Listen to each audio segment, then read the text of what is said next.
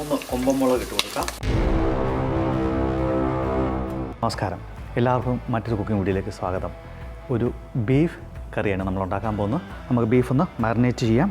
Black pepper powder, garam masala, മഞ്ഞൾപ്പൊടി, coriander powder, Kashmiri chilli, വെളുത്തുള്ളി powder, ഉപ്പ് ആവശ്യത്തിന്.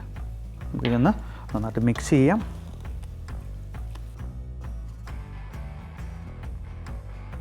സ്വല്പം ഒലീവ് ഓയിൽ നമുക്ക് ഒഴിച്ചു കൊടുക്കാം. 1 ടേബിൾ സ്പൂൺ ഒലീവ് ഓയിൽ.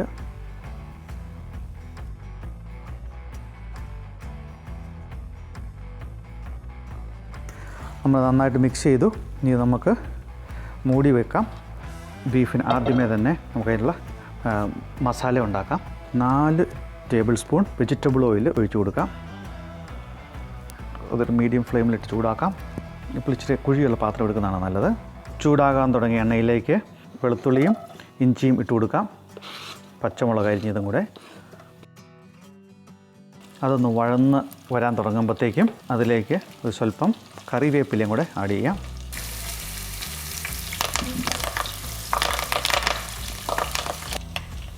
അതിലേക്കൊരു 3 കൊമ്പൻമുളക് ഇട്ട് കൊടുക്കാം. വെളുത്തുള്ളിയും ഇഞ്ചി നന്നായിട്ടൊന്ന് വാടിയതിന് ശേഷം മാത്രമേ ഉള്ളി ഇട്ട് കൊടുക്കാൻ. ഏകദേശം നന്നായിട്ടൊന്ന് വാടിയിട്ടുണ്ട്. 4 ഉള്ളി അരിഞ്ഞത് ഇട്ട് കൊടുക്കാം. നന്നായിട്ടൊന്ന് മിക്സ് ചെയ്യുക. ഉള്ളിക്ക് ആവശ്യത്തിനുള്ള ഉപ്പും ഇട്ട് കൊടുക്കണം. കാരണം മീറ്റിന് നമ്മൾ ഓൾറെഡി ഉപ്പിട്ടിട്ടുണ്ട്. അതുകൊണ്ട് ഇതിന് അധികമാകാൻ പാടില്ല. അത് ഉള്ളിക്കുള്ള ഉപ്പ് മാത്രം ഇട്ട് കൊടുത്താൽ മതി. തീ കുറച്ചിട്ട് കുറച്ച് നേരം മൂടി വെച്ച് കുക്ക് ചെയ്യാം. ഉള്ളിയുടെ പച്ചച്ചവ നന്നായിട്ട് മാറിക്കിട്ടണം. നമുക്കൊന്ന് ഇളക്കി കൊടുക്കാം.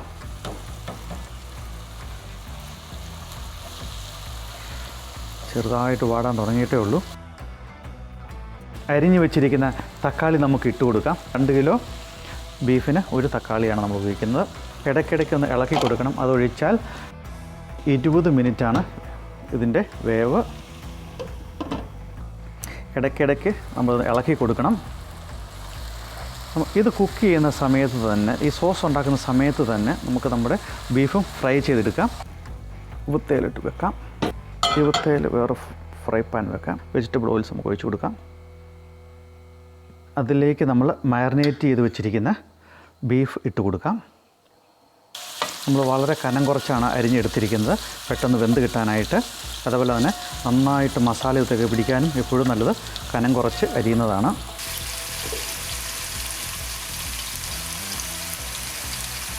– 20 മിനിറ്റ് കഴിഞ്ഞു. ഇതിലേക്ക് നമുക്ക് മസാല ഇട്ട് കൊടുക്കാം. കൊറിയാണ്ടർ പൗഡർ, മഞ്ഞൾപ്പൊടി, മുളക് പൊടി, ഗരം മസാല, ഉലുവാപ്പൊടി, കുരുമുളക് പൊടി, ഉപ്പ്. നന്നായിട്ട് ഇളക്കി കൊടുക്കാം. 2 മിനിറ്റും കൂടെ വേകണം. എല്ലാം ഫ്രൈ ചെയ്ത് കഴിഞ്ഞു. അതേപോലെ തന്നെ നമ്മുടെ ഗ്രേവിയും റെഡി ആയിട്ടുണ്ട്. ഇനി ഇതിലേക്ക് നമ്മൾ ഫ്രൈ ചെയ്ത് വെച്ചിരിക്കുന്ന ബീഫ് ഇട്ട് കൊടുക്കാം. നന്നായിട്ടൊന്ന് മിക്സ് ചെയ്യാം. ബീഫ് പൂർണ്ണമായിട്ട് വെന്തിട്ടില്ല. അതുകൊണ്ട് നമുക്കൊരു 20 മിനിറ്റും കൂടെ ബീഫ് വേകാനുണ്ട്. ഏകദേശം ഒരു 1/2 ഗ്ലാസ് വെള്ളം കൂടി ഒഴിച്ച് കൊടുക്കുക ബീഫിലേക്ക്. മൂടി വെച്ച് മീഡിയം ചൂടിൽ വേവിച്ചെടുക്കാം. ബീഫ് കുക്ക് ചെയ്യാൻ തുടങ്ങിയിട്ട് 1/2 മണിക്കൂറായി. ഇതിലേക്കൊരു സ്വല്പം തേങ്ങാപ്പാലിട്ട് എടുക്കാവുന്നതാണ്.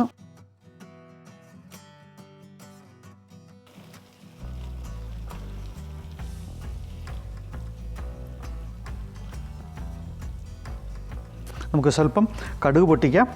കടുക് ഇട്ട് കൊടുക്കാം. അതിലേക്ക് സ്വല്പം കറിവേപ്പിലയും കൂടെ. ഇത് നമ്മുടെ കറിയുടെ മുകളിലേക്ക് ഒഴിച്ചു കൊടുക്കാം.